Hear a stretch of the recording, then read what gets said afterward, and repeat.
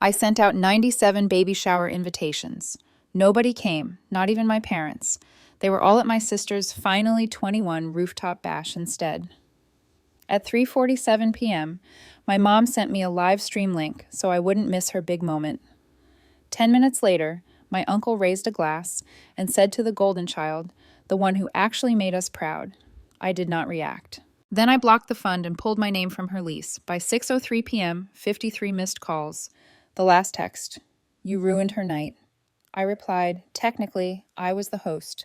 Practically, I was a placeholder. Asterisk. I rented the community hall 3 blocks from my apartment, the one with faded banners from 2014 and folding chairs that squeak like they're in pain. I ordered cupcakes with "It's a boy" spelled out in royal blue icing, even though I told everyone I didn't want to make it a gender reveal. They laughed. Don't be boring, my mom said. Do it right. So I did. I sent out 97 invitations. Real ones. Paper printed, glossy, mailed, not texted. RSVPs required. My sister designed them. She added little gold stars and a baby in a top hat. Elegant whimsy, she said. You're welcome. None of them showed up, not even her. By 3:30 p.m., I had 48 untouched chairs, 14 untouched gift bags, 3 dozen egg salad sandwiches curling at the edges, and a single text from my cousin Rachel. So sorry, stuck in traffic. Hope it's beautiful. I checked Instagram. At 3:41, Rachel posted a boomerang of champagne glasses clinking against a sunset rooftop, my sister in the center, pink heels, glitter dress, throwing peace signs, next to a balloon arch that said, finally 21. At 3:47 p.m., my mom sent me the live stream link again. Subject line, so you don't miss her big moment. It opened to a shaky vertical video of my sister fake crying, while someone sang a bad acoustic version of Happy Birthday. She was holding a custom cake shaped like a martini glass. My uncle raised his drink to the golden child, the one who actually made us proud. I stared at my phone, did not react, did not throw anything, just stood in a hall with a deflating welcome baby banner and a tray of mini quiches that nobody would eat. Then I opened my banking app, froze the family fund, and pulled my name from her lease. By 6:03 p.m., 53 missed calls. My mom, my dad, Rachel, even Steve, the cousin who once stole my charger and said it felt communal. The last text said, you ruined her night. I replied, you streamed it to me. I participated. Let's back up, because if you're going to skip my baby shower to toast my sister's 21st birthday like it's the Oscars, you better at least Venmo me for the chairs. You won't, of course. You never did. You want to talk numbers? Let's talk numbers. $2,000 a month. That's what I sent to the family fund. It started small, a little help here, a little bill there, but over the last 3 years it became automatic, like a subscription to dysfunction. I was the human direct deposit.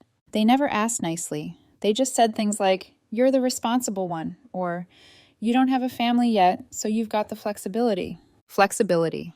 Cute word for being their financial spinal cord. $1,200. My sister's rent every month for 14 months.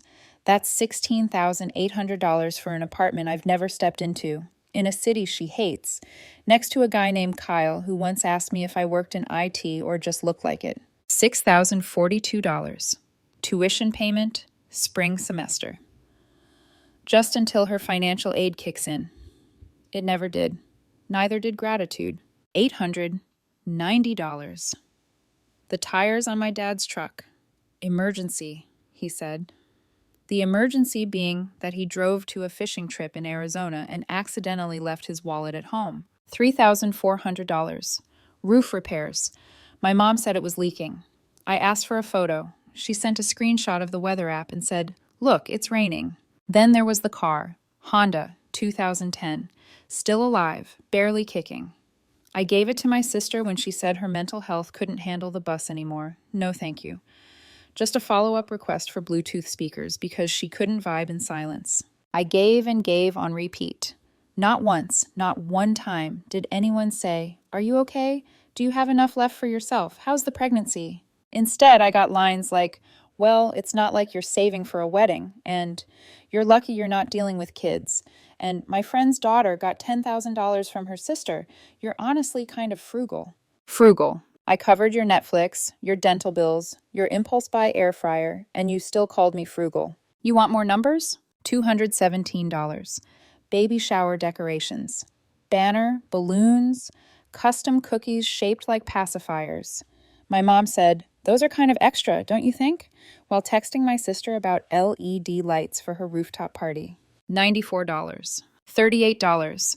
The cost of printing 97 invitations, which, let's be real, is about 96 more than I needed, because nobody came. Oh, wait, I lied. The caterer came. He looked at the empty chairs, blinked twice, and asked if this was a setup. "Am I being filmed?" he said. "Like a prank show or something?" "No," I said. "Just a normal family event." He nodded. Yikes. He stayed an hour longer than he needed to, sat with me, ate a sandwich, said, "You deserve better," then packed up his van and left. That guy, that random man who made sliders and coleslaw for ghosts, he was the only one who stayed. And while I sat there, phone buzzing, with rooftop selfies and happy birthday reels, I opened the receipts. All of them. Folder by folder. Screenshots. Bank statements. Zelle confirmations. I wasn't angry, I was methodical. This was the part where the switch flipped, where I stopped being the extra generous sister and started being the quiet one with a spreadsheet. Because here's what they never understood. When I paid their bills, they thought it meant they were smarter, that they had support, that I was just doing my part. I was buying silence.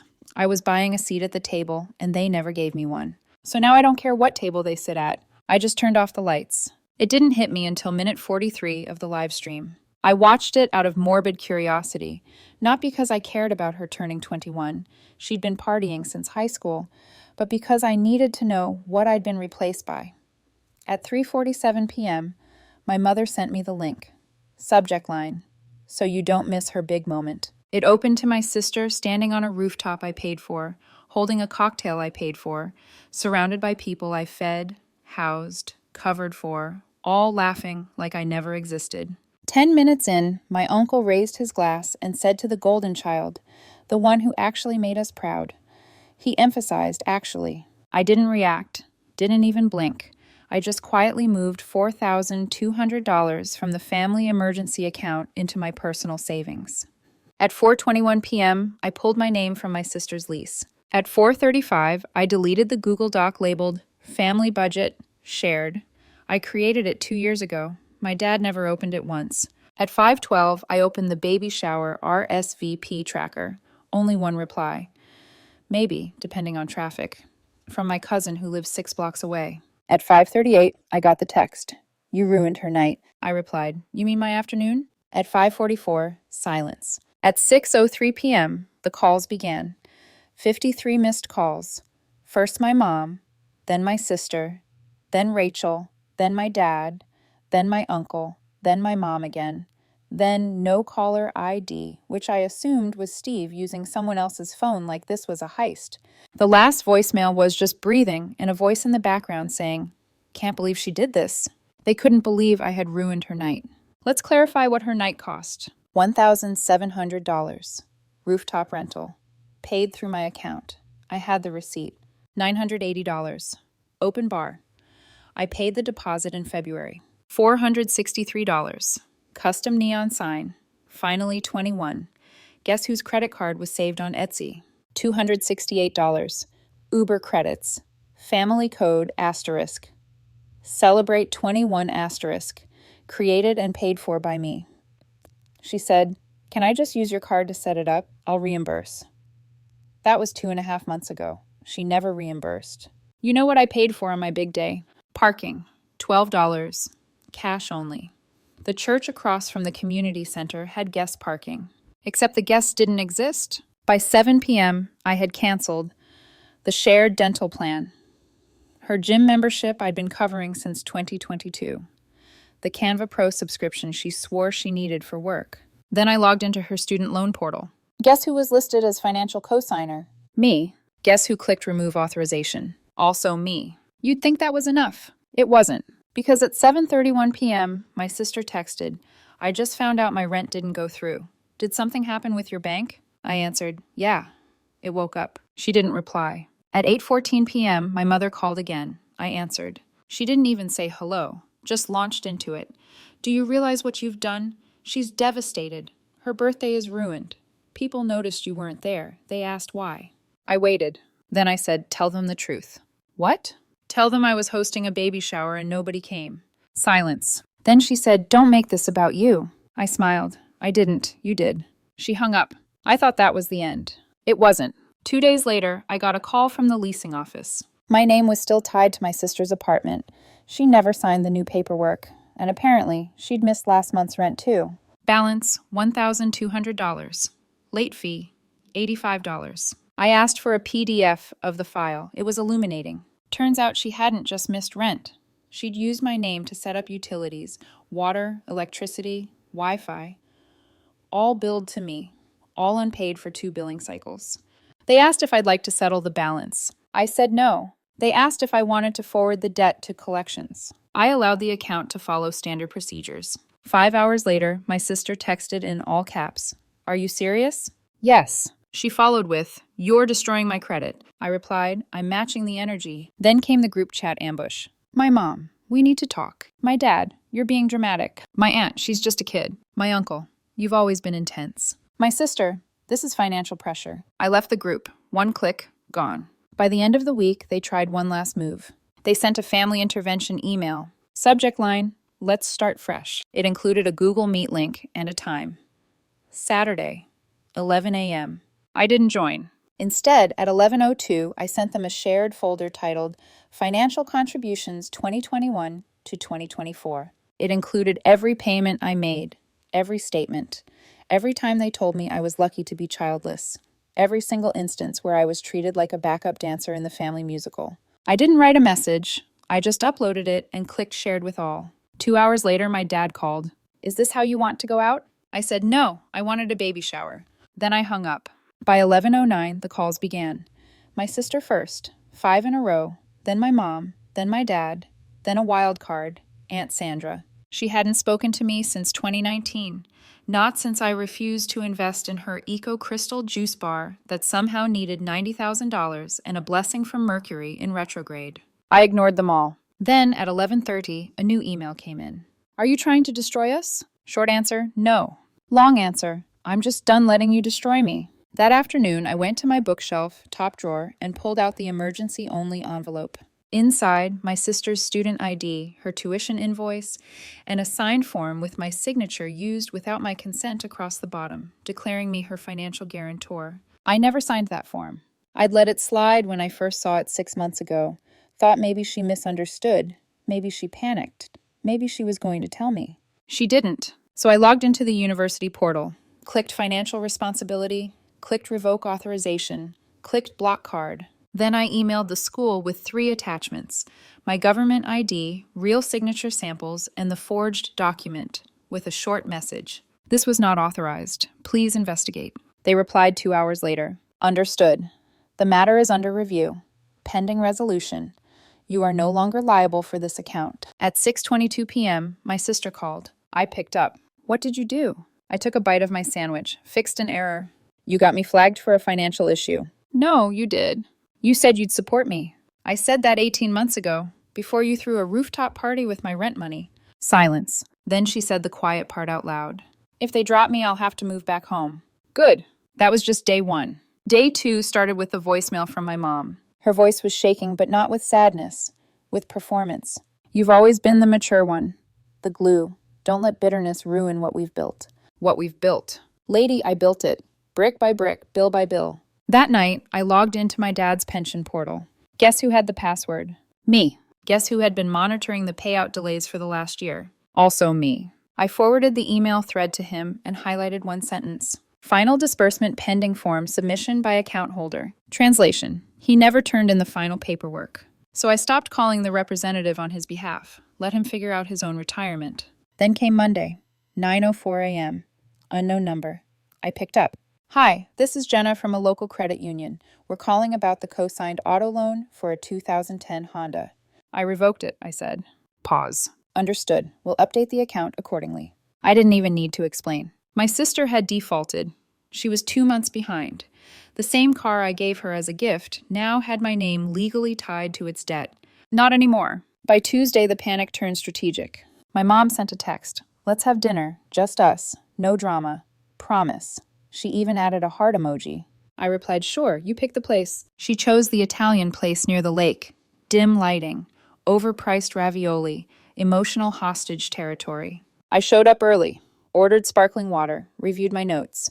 At 6:07 p.m., they walked in. Not just her. My dad came too, dressed like he thought this was a court hearing. My mom wore the necklace I bought her 3 Christmases ago, the one she said wasn't her style and never wore. We sat. They smiled, talked about the weather, the news, nothing relevant. Then my dad cleared his throat.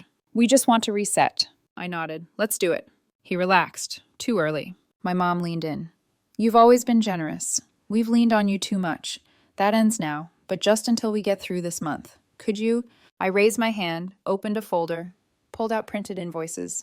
Mortgage, $3,400 a month. Utilities, $740 average. Streaming services, yes, all 6 of them, $112.94. My sister's Uber receipts, $683 in 1 month.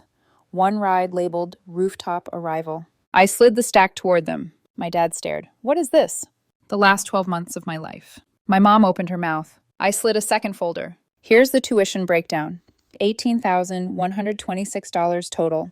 Your daughter called me financially abusive on Instagram. She also tagged Nike in the post. Silence. Then I said, I'm done. They didn't react at first. Still waiting for the second act. The apology. The softening. It didn't come. I'm not angry, I added. I'm just finished. My dad laughed. Not loud. The kind of laugh you make when you feel your power slipping. You think cutting us off makes you strong? No, I said. It makes me free. We sat in silence. For once, they couldn't spin it. Couldn't guilt me. Couldn't say I was too emotional or too cold. I was just done. I've also organized something, I said. My mom raised her eyebrows. I pointed to the tables behind us. Each had a folder labeled by name. My uncle, my aunt, my cousin, my sister, my parents. Inside each folder, a resume template, a list of local job openings, a printout of their most recent financial dependence on me, and a note that read, You're capable. Here's your chance to prove it. Just silence, awkward page turning, the sound of reality setting in. My mom was the first to break. This is embarrassing, she whispered. No, I said, this is fair. She blinked, like she couldn't compute a version of me that didn't flinch. My dad stood up. We're leaving. I nodded. Sure. My sister looked at her folder like it was a threat. So what now? She said. You just vanish? I shook my head. No, I'm still here. I'm just not yours anymore. That night I wrote one message. It went out to the whole family group chat, the one I'd been removed from 3 weeks earlier for being too negative. I rejoined. Typed exactly 11 words. You said you're better off without me. Now prove it. Then I left the chat. Blocked all of them. Phone, socials, gone. My mom called from a landline 3 hours later. I let it ring. Then again. Then again.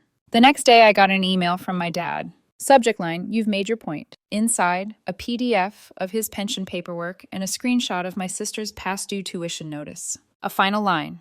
We hope you'll come back to your senses. I replied with one word. No. Then came the public meltdown phase. Cousins posting cryptic quotes about loyalty. My aunt tweeting things like, money doesn't buy kindness. My uncle writing a Facebook post that started with, some people forget where they come from. I didn't respond to any of it, but I saw everything. And I smiled. Because for once, they were the ones trying to make sense of silence. They wanted the speech, the guilt, the backpedaling. I gave them none of it. Only stillness, only boundaries, only quiet. A week passed, then another. No calls, no emails. I figured they'd given up. Then came the box on my doorstep. No return address. Inside, a baby onesie, a plush giraffe, a card. We all said things we didn't mean. Let's start over. Love, Mom. I put the giraffe on the shelf. It was cute. Then I threw the card away. I thought that was the end. It wasn't. 3 days later, I got a letter from a law firm. Family name in the subject line. Apparently my parents had filed a claim. They were suing me. Not for money, for emotional damages. They claimed my withdrawal of familial support had caused distress, that my actions were intentionally harmful, that I weaponized finances in a familial context. I read it 3 times. Then I laughed, for the first time in weeks. They had nothing. They knew it, but they filed anyway, not to win, just to scare me, to pull me back in, to say we still have control. They didn't, because attached to that letter was something they forgot would come with it, the name of their attorney. He used to be my attorney. The same man who helped me draw up power of attorney documents 3 years ago, when I was going through estate planning after the miscarriage, no one in my family ever asked me about. The same documents I had sent my parents, which they signed, which gave me legal documentation of every transfer I made, every account I funded, every line they crossed. I called Carson. He picked up on the second ring. This about the lawsuit? No, I said. It's about closure. That week I filed a counterclaim. I didn't want the money. I wanted the statement. They said I was cruel. I showed them the receipts. The media didn't hear about it, but the neighborhood did. And for the first time in years, when someone asked about me, they didn't say, "Oh, that's the one who helps everyone." They said, "She's the one who finally stopped." They thought I was the wallet with emotions. Now they only have the emotions. And I have my daughter, and peace, and silence that doesn't demand anything in return.